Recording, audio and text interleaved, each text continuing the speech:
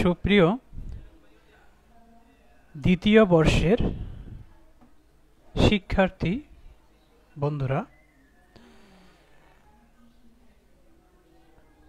সম্মানিত অভিভাবক বৃন্দ ও যে যেখান থেকে আমার ক্লাসটি উপভোগ করছেন, সবাইকে জানাচ্ছি আজকের ক্লাসে অনেক অনেক শুভেচ্ছা, স্বাগতম ও আমার সালাম।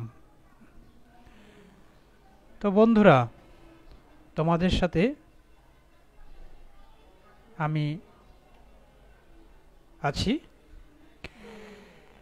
তপন কুমার সূত্রধর, প্রভাষক, তথ্য ও যোগাযোগ প্রযুক্তি, সুর সম্রাট, আলাউদ্দিন খাঁ ডিগ্রি কলেজ, শিবপুর, ব্রাহ্মণবাড়িয়া।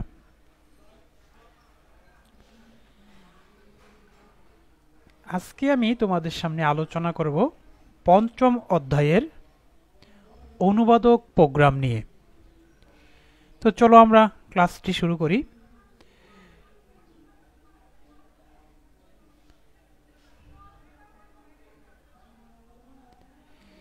এখানে আমরা কি দেখতে পাচ্ছি? High level language for easy for program to understand contents English word, এটাকে translator program, machine code, the computer's own language, binary number all 1 or 0, তারপর কিছু কোড দেখা যাচ্ছে, তারপর ট্রান্সলেট, তারপর কিছু বাইনারি সংখ্যা দেখা যাচ্ছে। তাহলে এগুলো আমরা কি বুঝলাম?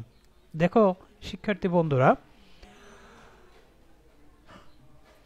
হাই লেভেল ল্যাঙ্গুয়েজ হচ্ছে মানুষের কাছাকাছি ভাষা। কম্পিউটার যেহেতু একটি মেশিন, সে কিন্তু আমাদের ভাষা বুঝতে পারে না। তাহলে আমরা যখন কোনো হাই লেভেল ভাষায় প্রোগ্রাম রচনা করব, তখন কম্পিউটারকে বুঝিয়ে দেওয়ার জন্য একটি প্রোগ্রামের প্রয়োজন হয়। তো এখানে দেখতে পাচ্ছ যে এখানে হাই লেভেল ল্যাঙ্গুয়েজ, এটাকে একটি ট্রান্সলেটর প্রোগ্রামের মাধ্যমে মেশিন ভাষায় মেশিন কোডে রূপান্তর করা হয়। তো এখানে এরকম একটি প্রোগ্রাম একজন প্রোগ্রামার লিখে উচ্চতর ভাষায়, তখন এটাকে ট্রান্সলেট করা হয়, ট্রান্সলেট করে মেশিন ভাষা বা বাইনারিতে রূপান্তর করতে হয়। এক ভাষায় লিখিত প্রোগ্রামকে অন্য ভাষায় রূপান্তর করাই হচ্ছে এখানে করা হচ্ছে, মানে একটা ভাষা থেকে অন্য একটি ভাষায় রূপান্তর করা হচ্ছে একটি অনুবাদক প্রোগ্রাম। তাইলে আজকে আমরা অনুবাদক প্রোগ্রাম নিয়ে আলোচনা করছি যে অনুবাদক প্রোগ্রামটা হলে কি। তাহলে মেশিন ভাষায় লেখা প্রোগ্রামকে বলা হয় বস্তু প্রোগ্রাম বা অবজেক্ট প্রোগ্রাম, এবং অন্য যে কোনো ভাষায় লেখা প্রোগ্রামকে বলা হয় উৎস প্রোগ্রাম বা সোর্স প্রোগ্রাম। যে প্রোগ্রামের সাহায্যে উৎস প্রোগ্রামকে বস্তু প্রোগ্রামে পরিণত করা হয় তাকে অনুবাদক প্রোগ্রাম বলে। তাহলে আমরা কি বুঝলাম বন্ধুরা? এখানে আমরা বুঝলাম যে মেশিন ভাষায় লেখা প্রোগ্রামকে কি বলা হয়, মানে মেশিনের ভাষায়, মেশিন যে ভাষায় বুঝে সেই ভাষায় লেখা প্রোগ্রামকে, যে বাইনারি ভাষা বুঝে বা 0-1 বুঝে, ওই ভাষায় লিখিত প্রোগ্রামকে আমরা বলব বস্তু প্রোগ্রাম বা অবজেক্ট প্রোগ্রাম। এবং অন্য যে কোনো ভাষায় লেখা প্রোগ্রাম, ওইটা হইতে পারে হাই লেভেল ল্যাঙ্গুয়েজ, হইতে পারে এটা 4th লেভেল ল্যাঙ্গুয়েজ বা 5th লেভেল ল্যাঙ্গুয়েজ, ওই ধরনের ওই ভাষায় লেখা প্রোগ্রামকে বলা হবে উৎস প্রোগ্রাম বা সোর্স প্রোগ্রাম। যেই প্রোগ্রামের সাহায্যে উৎস প্রোগ্রামকে বস্তু প্রোগ্রামে পরিণত করা হয় তাকে অনুবাদক প্রোগ্রাম বলে। তাহলে মেশিন যেহেতু মানুষের ভাষা বা উচ্চতর ভাষা বা চতুর্থ প্রজন্মের ভাষা বুঝতে পারে না, তাহলে তাকে বুঝিয়ে দেওয়ার জন্য একটি প্রোগ্রাম আবার ওই যে কোনো ভাষা লিখিত প্রোগ্রামকে মেশিন ভাষায় রূপান্তর করে দেয়। তাহলে যে প্রোগ্রামের সাহায্যে উৎস প্রোগ্রামকে বস্তু প্রোগ্রামে পরিণত করা হয় তাকেই বলা হয় অনুবাদক প্রোগ্রাম বা ট্রান্সলেটর প্রোগ্রাম। কম্পিউটার মেশিন ভাষা ছাড়া অন্য কোনো ভাষা বুঝতে পারে না। মেশিন ভাষা হচ্ছে বাইনারি ভাষা, অর্থাৎ 0-1। আবার মানুষের পক্ষে মেশিন ভাষায় প্রোগ্রাম রচনা করা অত্যন্ত কষ্টসাধ্য, তাই মানুষ হাই লেভেল ভাষা বা অ্যাসেম্বলি ভাষায় প্রোগ্রাম লিখে পরে অনুবাদক প্রোগ্রাম দ্বারা একে মেশিন ভাষায় রূপান্তর করে। তাহলে আমরা কি বুঝলাম এখানে বন্ধুরা? এখানে আমরা বুঝেছি যে মানুষের পক্ষেও মেশিন ভাষা বোঝা সম্ভব নয় বা কষ্টসাধ্য প্রোগ্রাম তৈরি করা, তেমনি আবার কম্পিউটারও মানুষের ভাষা বুঝতে পারে না। তাই মানুষ হাই লেভেল ভাষায় অথবা যে কোনো ভাষায় প্রোগ্রাম রচনা করলে বা লিখলে এটাকে অনুবাদক প্রোগ্রামের মাধ্যমে একে মেশিন ভাষায় রূপান্তর করতে হয়। ওই যেই প্রোগ্রামটা মানে মেশিন ভাষাকে উচ্চতর ভাষা বা যে কোনো ভাষাকে মেশিন ভাষায় রূপান্তর করতেছে ওটাকে আমরা বলতেছি অনুবাদক প্রোগ্রাম। অনুবাদক প্রোগ্রাম এর প্রকারভেদ। অনুবাদক প্রোগ্রাম আমরা 3 ধরনের দেখতে পাই: অ্যাসেম্বলার, ইন্টারপ্রেটার এবং কম্পাইলার। ইন্টারপ্রেটার, কম্পাইলার, অ্যাসেম্বলারের মধ্যে আমরা যদি একটা তুলনা দেখি তাহলে দেখব এখানে যে হাই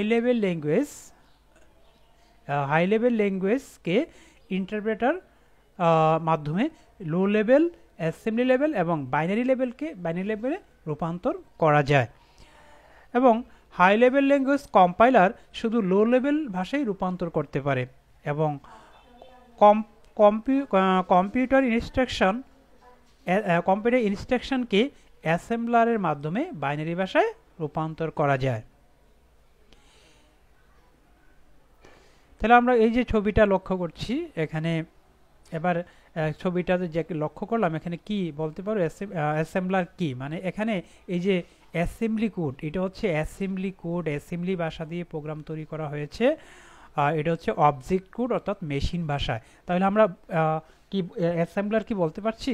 হ্যাঁ, অ্যাসেম্বলার হচ্ছে একটি কম্পাইলার যেটা অ্যাসেম্বলি ভাষায় লিখিত প্রোগ্রামকে মেশিন ভাষায় বা অবজেক্ট প্রোগ্রামে রূপান্তর করে দেয়।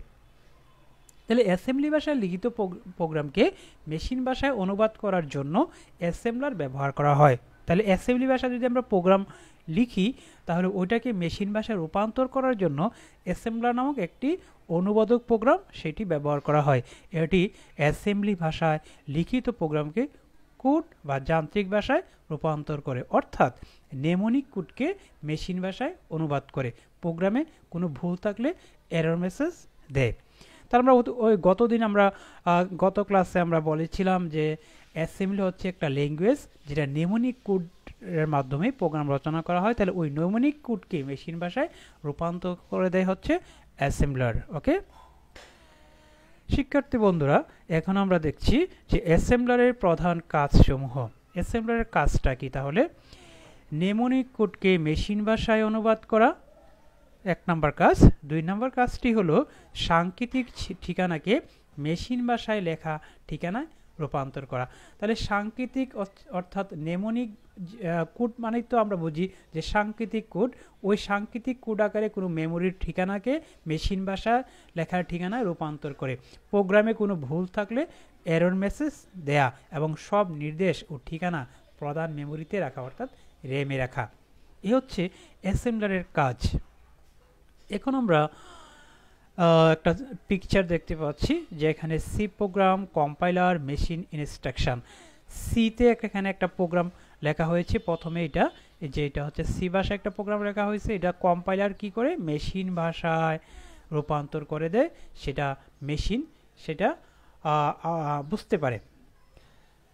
এবার কম্পাইলার কি, তাহলে কি বুঝলাম যে কম্পাইলার সোর্স বা মেশিন যে কোনো ভাষায় প্রোগ্রামকে হাই লেভেল সোর্স কোড বলা হয়, সেটাকে কম্পাইলার কি করে বিভিন্ন মেশিন কোডে বা মেশিন ভাষায় রূপান্তর করে দেয়। তাহলে কম্পাইলারের কাজ হচ্ছে যে সোর্স কোডকে মেশিন ভাষায় রূপান্তর করে দেওয়া। শিক্ষার্থী বন্ধুরা, এখন আমরা দেখি যে কম্পাইলার আসলে ব্যাপারটা কি। যে কম্পাইলার হলো এক ধরনের অনুবাদক বা হাই লেভেল ভাষা লিখিত প্রোগ্রামকে মেশিন ভাষায় রূপান্তর করে, অর্থাৎ সোর্স প্রোগ্রামকে অবজেক্ট প্রোগ্রামে রূপান্তর করে। আমরা আগে জানি যে অবজেক্ট প্রোগ্রাম কোনটা। অবজেক্ট প্রোগ্রাম হলো মেশিন ভাষা। তাহলে সোর্স প্রোগ্রাম যে কোনো ভাষায় প্রোগ্রাম রচনা করলে ওই প্রোগ্রামকে সোর্স প্রোগ্রাম বলা হয়। ওই সোর্স প্রোগ্রামকে অবজেক্ট প্রোগ্রামে রূপান্তর করে। কম্পাইলার 2 ধাপে অনুবাদকের কাজ সম্পন্ন করে, 2টি ধাপে। প্রথম ধাপে কম্পাইলার উৎস প্রোগ্রামের প্রত্যেকটি লাইন পড়ে এবং অবজেক্ট প্রোগ্রামে রূপান্তর করে। তাহলে কি বুঝলাম এখানে, যে এখানে বুঝলাম যে প্রথম ধাপে কি করে উৎস প্রোগ্রামের যতগুলো লাইন থাকে প্রোগ্রামে সবগুলো লাইনে একসাথে পড়ে নেয় এবং তারপরে সে পুরো প্রোগ্রামটাকে অবজেক্ট প্রোগ্রামে বা মেশিন ভাষায় রূপান্তর করে দেয়। এই ধাপে কম্পাইলার সোর্স প্রোগ্রামে যদি ভুল থাকে তবে সেটা তা সংশোধন করার জন্য ব্যবহারকারীকে একটি এরর মেসেজ জানিয়ে দেয়। এই এরর মেসেজকে compiled time diagnostic error message বলা হয়। একবার প্রোগ্রাম কম্পাইল হয়ে গেলে পরবর্তীতে আর কম্পাইল করার প্রয়োজন হয় না। দ্বিতীয় ধাপে উপাত্ত বা ডাটার ভিত্তিতে অবজেক্ট প্রোগ্রামকে নির্বাহ করানো হয় ফলাফল প্রদর্শনের জন্য। তাহলে এরর মেসেজ যখন দিয়ে দেয় তখন এরর মেসেজগুলোকে সংশোধন করে প্রোগ্রাম রান করতে হয়। তাহলে প্রোগ্রাম যখন রান করা হয় তখন ওই রানের প্রোগ্রাম যখন রান হয় দ্বিতীয় ধাপে তখন ডাটার ভিত্তিতে অবজেক্ট প্রোগ্রামকে নির্বাহ করানো হয়। তখন ডাটা প্রোগ্রামে ডাটা দিতে হয়, ওই ডাটার অনুযায়ী এটা নির্বাহ হয় প্রোগ্রামটা এবং এখানে ফলাফল পাওয়া যায়। কম্পাইলারের কাজ, ইনপুটটা হচ্ছে সোর্স প্রোগ্রাম এবং প্রসেস হচ্ছে এটাকে কম্পাইল করবে, আউটপুট হচ্ছে এটাকে এক্সিকিউট প্রোগ্রামে রূপান্তর করবে। তারপর এখানে প্রোগ্রামে এক্সিকিউট প্রোগ্রামে ডাটা দেওয়া হবে, তারপর ডাটা দিলে সেটাকে ফলাফল হিসেবে পাওয়া যাবে। তো কম্পাইলের কাজটি হলো যে উৎস বা সোর্স প্রোগ্রামের স্টেটমেন্ট সমূহকে মেশিন ভাষায় রূপান্তর করে। তাহলে উৎস বা যে ভাষায় প্রোগ্রাম রচনা করা হবে ওই প্রোগ্রামের স্টেটমেন্টগুলোকে সে মেশিন ভাষায় রূপান্তর করে সংশ্লিষ্ট সাব রুটিনের সাথে সংযোগের ব্যবস্থা করে। অর্থাৎ প্রোগ্রামের মধ্যে যে ছোট ছোট অংশগুলো আছে ওই অংশগুলোকে একত্র করে প্রধান স্মৃতির পরিসর চিহ্নিত করে। প্রধান স্মৃতি হচ্ছে র্যাম, কম্পিউটারে ওই র্যাম এর পরিসর কোথায় তা চিহ্নিত করে। প্রয়োজন হলে কাগজের সোর্স প্রোগ্রাম ও অবজেক্ট প্রোগ্রামের লিখিত রূপ প্রস্তুতকরণ করে। অর্থাৎ প্রয়োজন হলে কাগজে সোর্স প্রোগ্রামটা অথবা অবজেক্ট প্রোগ্রামটা ছাপিয়ে বের করে বা প্রিন্ট করে। প্রোগ্রাম ভুল থাকলে অনুবাদের সময় ভুলের তালিকা জানিয়ে দেয়। কম্পাইলারের সুবিধা, কম্পাইলার সম্পূর্ণ প্রোগ্রামটিকে একসাথে অনুবাদ করে ফলে প্রোগ্রাম নির্বাহে গতি দ্রুত হয়। যেহেতু সম্পূর্ণ প্রোগ্রামটাই একইবারে অনুবাদ করে ফলে প্রোগ্রামটা নির্বাহের জন্য খুব গতিটা দ্রুত হয়। প্রোগ্রাম নির্বাহের সময় কম লাগে। কম্পাইলারের মাধ্যমে রূপান্তরিত প্রোগ্রাম সম্পূর্ণরূপেই মেশিন প্রোগ্রামে রূপান্তরিত হয়ে যায়। অর্থাৎ কম্পাইলারের মাধ্যমে সম্পূর্ণ প্রোগ্রামটা একসাথে মেশিন ভাষা বা অবজেক্ট প্রোগ্রামে রূপান্তরিত হয়ে যায়। একবার যদি প্রোগ্রাম কম্পাইল করা হলে পরবর্তীতে আর কখনোই কম্পাইলারের প্রয়োজন হয় না। প্রোগ্রামে কোনো ভুল থাকলে তা মনিটরে একসাথে প্রদর্শন করে। এখন আমরা দেখব যে কম্পাইলারের অসুবিধাগুলো। কম্পাইলার প্রোগ্রামের সবগুলো ভুল একসাথে প্রদর্শন করে ফলে প্রোগ্রামের সংশোধনে বেশি সময় লাগে। তাহলে কম্পাইলার কি করে একসাথে যতগুলো ভুল ধরা পড়ে সবগুলো ভুল একসাথে জানিয়ে দেয়, ফলে একজন ব্যবহারকারী তার প্রোগ্রামের সংশোধনের সময়টা একটু বেশি লেগে যায়। কম্পাইলার বড় ধরনের প্রোগ্রাম হয় ইহা সংরক্ষণে মেমোরিতে বেশি জায়গা লাগে। তাহলে কম্পাইলার হচ্ছে একটি সফটওয়্যার। এই সফটওয়্যারটি আমরা যদি আমাদের কম্পিউটারে রাখি তাহলে একটু জায়গা বেশি নেবে, মেমোরিতে একটু জায়গা বেশি নেবে যেহেতু সাইজটা একটু বড়। প্রোগ্রাম ডিবাগিং ও টেস্টিংয়ের কাজ ধীরগতি সম্পন্ন। অর্থাৎ প্রোগ্রাম ডিবাগিং মানে হচ্ছে প্রোগ্রামে ভুল ত্রুটি সংশোধন করা এবং টেস্টিং হচ্ছে পরীক্ষা নিরীক্ষা করা। তো পরীক্ষা নিরীক্ষা করার পর যখন প্রোগ্রামে কোনো ভুল থাকে, ডিবাগ থাকে, এগুলাকে ডিবাগিং করতে হয় অর্থাৎ সংশোধন করতে হয়। এই সংশোধন করতে গিয়ে তার গতিটা একটু ধীর হয়ে যায়। ইন্টারপ্রেটার আমরা এখন পড়ব যে ইন্টারপ্রেটার কি। ইন্টারপ্রেটার সেটা একই কাজ করে যে ইন্টারপ্রেটার ও কম্পাইলারের মতোই হাই লেভেল ভাষাকে মেশিন ভাষায় রূপান্তর করে। তাহলে ইন্টারপ্রেটারও কম্পাইলারের মতোই কি করে হাই লেভেলের ভাষাকে মেশিন ভাষায় রূপান্তর করে। তবে কম্পাইলার যেমন প্রথমে সোর্স প্রোগ্রামকে অবজেক্ট প্রোগ্রামে রূপান্তর করে এবং সর্বশেষ ফলাফল প্রদান করে, কিন্তু ইন্টারপ্রেটার সোর্স প্রোগ্রামকে অবজেক্ট প্রোগ্রামে রূপান্তর করে না। ইন্টারপ্রেটার লাইন নির্বাহ করে এবং তাৎক্ষণিক ফলাফল প্রদর্শন করে।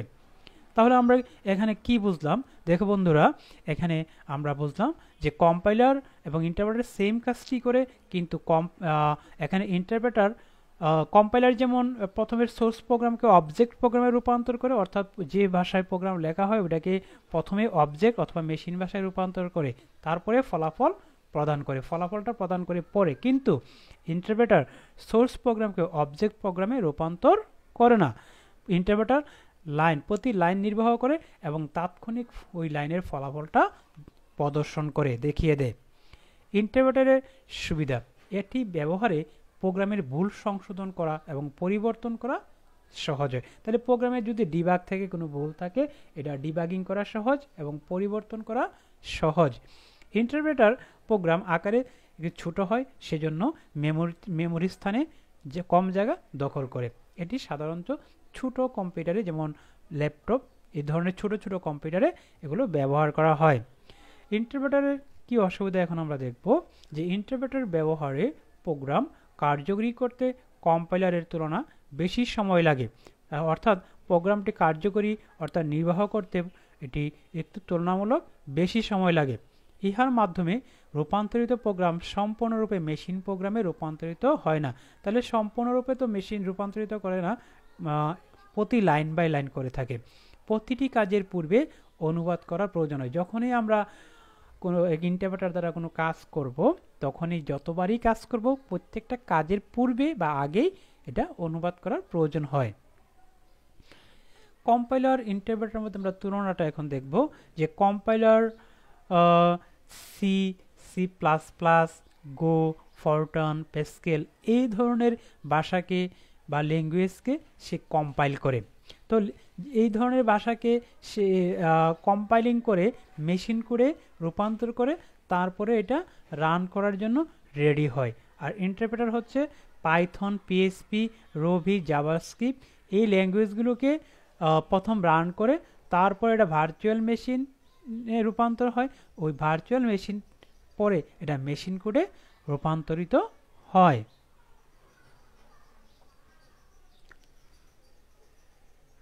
তো এখন তোমরা নিশ্চয়ই বলতে পারবে যে অ্যাসেম্বলার কি, কম্পাইলার কি, ইন্টারপ্রেটার কি, কম্পাইলার ও ইন্টারপ্রেটারের মধ্যে পার্থক্য কি তাও বলতে পারবে। তো তোমরা এগুলো পড়ে নিবে, না বুঝলে অবশ্যই কমেন্ট বক্সে জানিয়ে দিবে।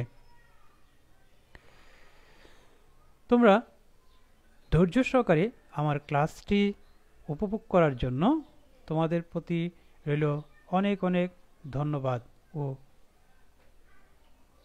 ভালোবাসা।